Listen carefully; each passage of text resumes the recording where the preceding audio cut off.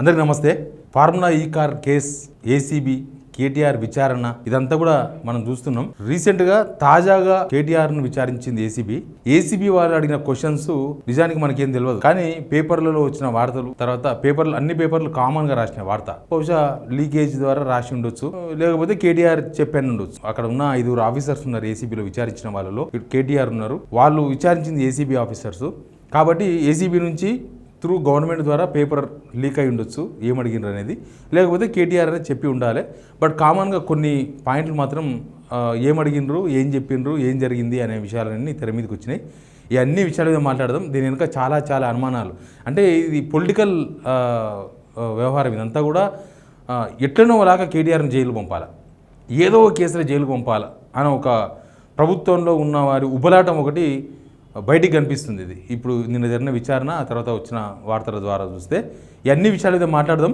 Subscribe చేసుకోవడం మాత్రం మర్చిపోవద్దు. ఇంకా మీడియాలో వచ్చిన వార్తలు అన్ని పేపర్లలో, అది కూడా కాంగ్రెస్ గవర్నమెంట్ ఏదైనా లీక్ల ద్వారా ఇవ్వాలనుకున్నప్పుడు రాసే పేపర్లలో వచ్చిన కామన్ పాయింట్లు ఏంటంటే, దేశం విడిచి వెళ్ళిపోవద్దు.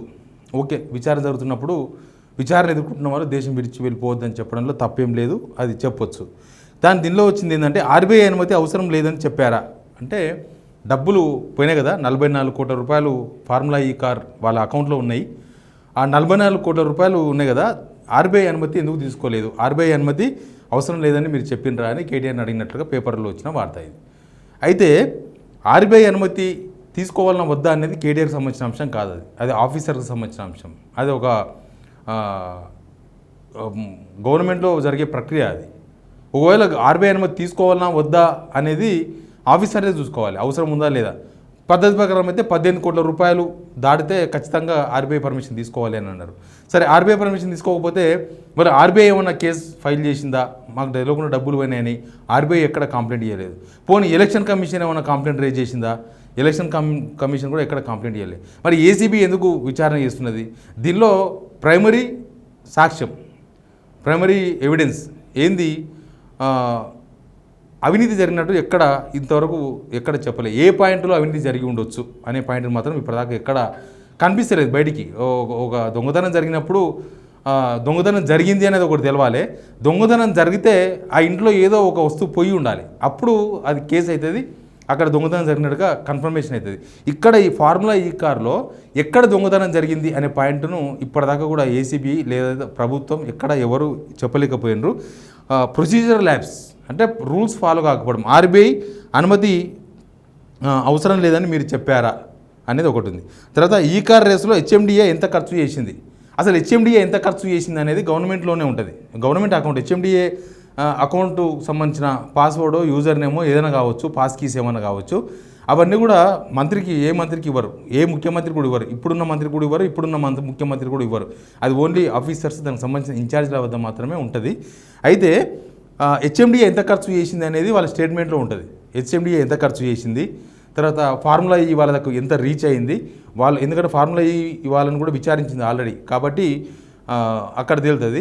ప్లస్ ఇందులో ఏసీబీ ఏమైనా తేలిస్తే పట్టుకుందామని ఈడీ వెయిట్ చేస్తుంది. అసలు ఏసీబీ ఇప్పటిదాకా ఏం తెలుసలేదు.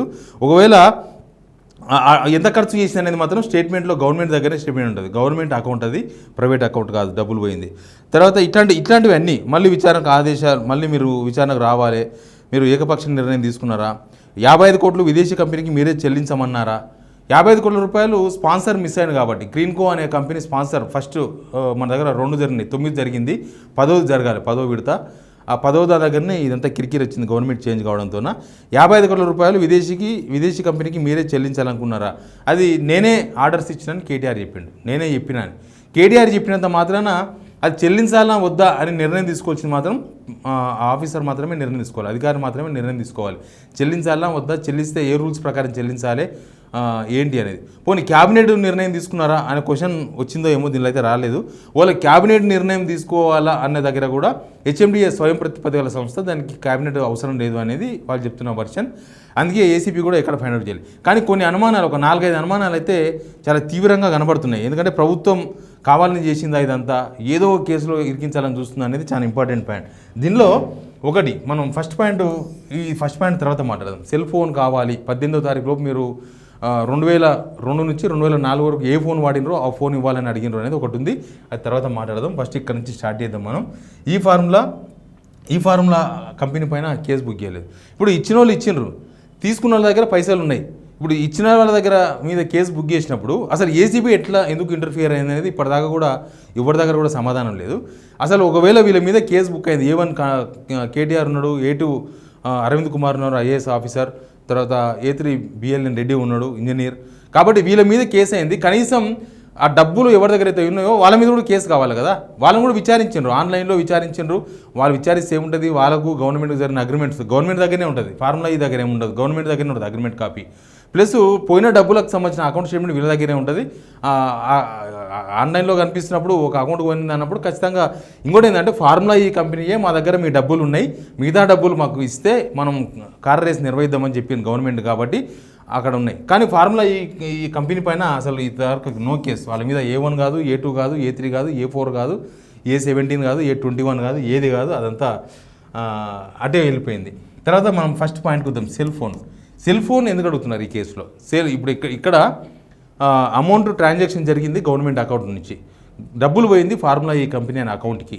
తర్వాత అగ్రిమెంట్ జరిగింది గవర్నమెంట్కు వర్సెస్ ఈ ఫార్ములా కంపెనీకి. మరి ఇక్కడ కేటీఆర్ సెల్ ఫోన్ ఎందుకు అడుగుతున్నారు? కేటీఆర్ సెల్ ఫోన్లో ఏం చూడాలనుకుంటుంది గవర్నమెంట్, ఏం చూడాలనుకుంటుంది?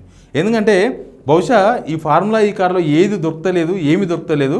కనీసం ఆయన ఫోన్ తీసుకొస్తే ఆ ఫోన్లో ఇంకా వేరే కేసు, వేరే ఏదో ఒక ఇష్యూ దొరుకుతుందేమో, అక్కడేమో దొరకబట్టొచ్చేమో, ఎట్లయినా సరే కేటీఆర్ను జైలుకు పంపాలి ఏదో ఒక కేసులో అని ప్రభుత్వం ఉబలాట పడుతుంది. కాబట్టి బహుశా సెల్ ఫోన్ అడుగుతున్నారేమో. సెల్ ఫోన్ ఉందో లేవో మనకు తెలియదు. ఎందుకంటే మామూలుగా ఉద్యోగస్తులే, ప్రభుత్వ ఉద్యోగులు, గవర్నమెంట్ ఉద్యోగులు, ప్రైవేట్ ఉద్యోగులు, కొద్దిగా డబ్బులు సంపాదించే వాళ్ళు, బిజినెస్ మెన్లో సంవత్సరానికి ఒక ఫోన్ మారుస్తారు. ఒక్కొక్కరు అయితే 5-6 నెలలకి ఒక ఫోన్ మారుస్తుంటారు. మరి కేటీఆర్ అప్పుడు మినిస్టర్గా ఉన్నారు, ఆయన ఏ ఫోన్ వాడిండో, ఎన్ని ఫోన్లు వాడిండో, అసలు ఆ ఫోన్ ఆయన దగ్గర ఉందో లేదో, అసలు ఆయన ఫోన్ ఇస్తాడో ఇవ్వడో కూడా నో క్లారిటీ. కాబట్టి ఈ సెల్ ఫోన్ తీసుకోవడం ద్వారా, సెల్ ఫోన్ ద్వారా ఈ ఫార్ములకు సంబంధించింది దాన్ని ఏం దొరకదు కదా. ఈ ఫార్ములకు సంబంధించింది గవర్నమెంట్ కంపెనీ టు గవర్నమెంట్ జరిగిన ట్రాన్సాక్షన్స్, అగ్రిమెంట్స్ అన్నీ ఉంటాయి. కానీ వీళ్ళు ఎవరితో మాట్లాడండి కేటీఆర్ ఈ కేసులో కాదు, ఇంకా ఆయన మంత్రిగా ఉన్నప్పుడు ఏమేం జరిగింది ట్రాన్సాక్షన్స్, ఆయన ఏం చేసిండు, ఇంకా వేరే కేసులు ఎక్కడన్నా దొరకపోతాడా, ఎన్నో దగ్గర ఎవరితోనో లింకు దొరకపోతుందా అనే ఉద్దేశంతో బహుశా సెల్ ఫోన్ అడుగుతున్నట్టు కనిపిస్తుంది. సెల్ ఫోన్ ఇస్తారా ఇవ్వరా, లేకపోతే కోర్టు పోయే అవకాశం కూడా లేకపోలేదు కేటీఆర్. ఎందుకంటే ఆయనకు హక్కు ఉంటుంది కదా. ఈ కేసులో సంబంధం లేని విషయాల్లో సెల్ ఫోన్ అడిగినప్పుడు ఆయన ఇవ్వాల్సిన అవసరం ఉంటుందా లేదా అనేది కూడా ఆయన వాళ్ళ లీగల్ టీం చూసుకుంటారు. దీనిలో ఎంతవరకు అవసరం ఉందనేది కూడా ఒక పాయింటే. ఇప్పుడు కవిత లిక్కర్ కేసు గురించి మనం మాట్లాడాలి. ఎందుకంటే ఈడీ సెల్ ఫోన్స్ మొత్తం తీసుకురామంటే కవిత ఇవన్నీ పట్టుకొని మీరు ఎమ్మెల్సీ కవిత మొత్తం కవర్లో పట్టుకొని పోయి చూపించి తీసుకొని పోయాడు. దానిలో సెల్ ఫోన్స్ అవసరం ఉంటుంది. ఎందుకంటే అక్కడ ఒక తప్పు చూపిస్తున్నారు, ఒక స్కామ్ జరిగింది అనేది ఒక ప్రైమరీ ఎవిడెన్స్ ఒకటి చూపిస్తున్నారు. అక్కడ ఢిల్లీ గవర్నమెంట్కు లాస్ వచ్చింది, వేరే ఏజెన్సీలకు ఇవ్వడం ద్వారా రేట్లు పెంచారు, ఇట్లాంటివన్నీ కూడా అక్కడ కూడా గవర్నమెంట్లో ఉన్న పేపర్లను బయటకు కనిపించినాయి. ఇందులో కవిత ఎవరెవరితో మాట్లాడింది, ఎందుకంటే దీనిలో number of points, number of మనుషులు కనిపిస్తున్నారు కదా. కవిత ఉండొచ్చు, కవిత ఆడిటర్ ఉండొచ్చు, కవిత పిఎల్ ఉండొచ్చు, కవిత పిఆర్ఓలు ఉండొచ్చు, తర్వాత అవతల కేజ్రీవాల్ కాకుండా మళ్ళీ సిసోడియా డిప్యూటీ సీఎం, తర్వాత లేకపోతే అక్కడ ఉన్న మధ్యవర్తులు అక్కడ కూడా చాలామంది ఉన్నారు కదా, ఒక 3-4 కంపెనీల ఓనర్లు ఉన్నారు, ఏజెన్సీల మంది ఉన్నారు, అక్కడ వాళ్ళకి సంబంధించిన ఆడిటర్స్ ఉన్నారు, అట్లాంటి చాలా క్యారెక్టర్స్ ఉన్నాయి దీనిలో. కానీ ఈ కార్కి వచ్చే వరకు ఇక్కడ 5-6 మంది క్యారెక్టర్లే, 4-5 క్యారెక్టర్లే కనిపిస్తున్నాయి, 5-6 కూడా లేవు. ఒకటి కేటీఆర్, ఒకటి HMDA, మూడోది అరవింద్ కుమార్, నాలుగోది BLN రెడ్డి, ఐదోది ఫార్ములా ఈ కార్. ఇంతకు మించి ఏం లేదు. ఇంతకు మించి ఇప్పుడు గవర్నమెంట్ ఆఫీసర్స్తో ఒక మంత్రిగా ఉన్నప్పుడు ఆయనకు సంబంధించిన శాఖ అధికారులతో రెగ్యులర్గా మాట్లాడుతుంటారు, దానిలో దొరికేది ఉంటుంది. కాబట్టి సెల్ ఫోన్ అడుగుతున్నది ఈ కేసు గురించి కాదు, ఈ ఫార్ములా కేసు కార్ గురించి కాదు. ఆయనను ఏదో కేసులు ఇంకో కేసులో ఎక్కడైనా దొరుకుతాడేమో అన్న బహుశా సెల్ ఫోన్ అడుగుతున్నట్టుగా కనిపిస్తుంది. అదొకటి వీళ్ళు కావాలని చేస్తున్నారు అని చెప్పడానికి ఒక సాక్ష్యంగా మనం చెప్పొచ్చు. తర్వాత అరవింద్ ఎవరంటే సీనియర్ IAS ఆఫీసర్, మీకు తెలుసు, ప్రిన్సిపల్ సెక్రటరీ ఆయన. ఇక్కడ ఒక ఈనాడు పేపర్కి సంబంధించిన కటింగ్ చూపిస్తున్నాను నేను మీకు. IAS అరవింద్ కుమార్ ఎక్కడున్నారో తెలియడం లేదు.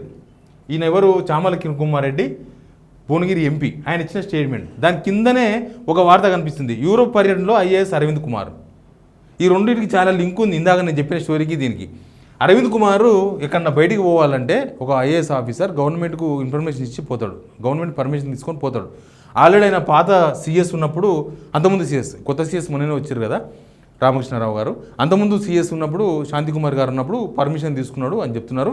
మళ్ళీ ఇప్పుడు నిన్న మొన్న పర్మిషన్ రద్దయిందని చెప్తున్నారు. పర్మిషన్ రద్దయిందా, ఆయన యూరోప్ పోయిండో లేదో ఒక్కొక్క పేపర్ ఒకలాగా రాసింది. యూరోప్ పోయిండని కొందరు రాసిండ్రు, యూరోప్ రద్దయిందని కొందరు రాసిండ్రు.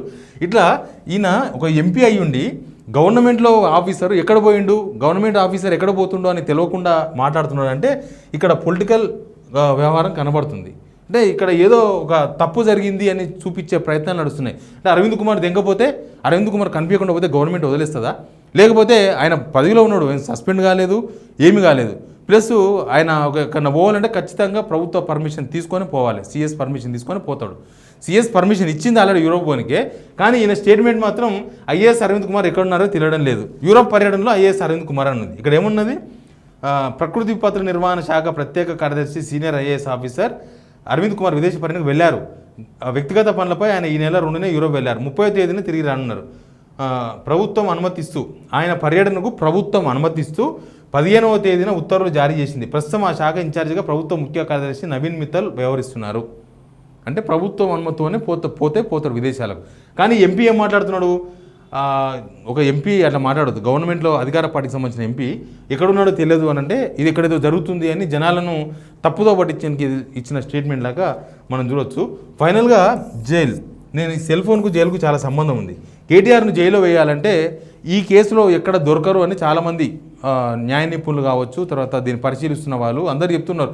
ఎందుకంటే దీనిలో ఏం జరిగిందో చెప్తలేదు కదా గవర్నమెంట్. ఎక్కడ తప్పు జరిగింది, ఎక్కడ డబ్బులు పోయినాయి అనేది ఎక్కడ దొరకలేరు, ఎక్కడ ఎవరు చెప్పలేకపోతున్నారు.